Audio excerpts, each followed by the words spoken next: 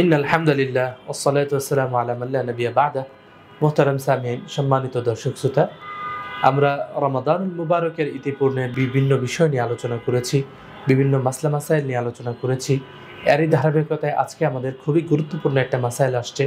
সেটা হচ্ছে যে আমাদের মাদের, আমাদের বোনদের যেই ঋতুবর্তী অবস্থাটা হয়, ঋতুর যে সময়টা আসে, এমতো অবস্থায় কেউ যদি মেডিসিন ইউজ করে রমাদান উপলক্ষে, অর্থাৎ রোজা উপলক্ষে মেডিসিন ইউজ করে সেই ঋতুটাকে বন্ধ রাখে, তাহলে তার করণীয় কী? দেখুন, এখানে আল্লাহ রাব্বুল আলামিন আপনার জন্য সুবর্ণ সুযোগ রেখেছে। সেখানে আপনি কেন মেডিসিন ইউজ করতে যাবেন? মেডিসিন এটা আপনার পরবর্তীতে কোনো অসুস্থতার কারণ হয়ে যেতে পারে। কারণ একটা জিনিস প্রাকৃতিকভাবে আপনার সেটা হয় এবং সেটার জন্য সর্বোচ্চ ছাড় ইসলাম আপনাকে দিয়েছে।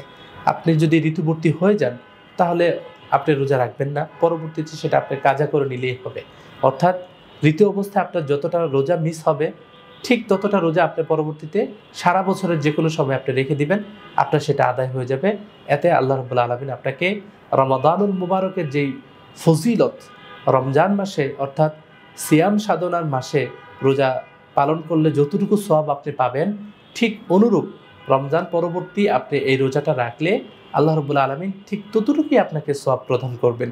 তাতে আমাদের কোনো প্রকার সমস্যা নেই। এত সুবর্ণ সুযোগ থাকতে আমরা কেন মেডিসিন ইউজ করব? মেডিসিন ইউজ আমরা করব না। এবং প্রাচীন সনাতন যেই চিকিৎসকগণ রয়েছেন, তারাও বলেছেন ঋতুবর্তী অবস্থায় যেই ব্লিডিংটা হয়ে থাকে, এর দ্বারা আমাদের মাদের, বোনদের শরীরের অনেক উপকার হয় এবং তাদের এটার জন্য তাদের সুস্থতার সম্ভাবনা বেশি থাকে। মেডিসিন ইউজ করে আটকানোর কোনো প্রয়োজন বোধ করছি না।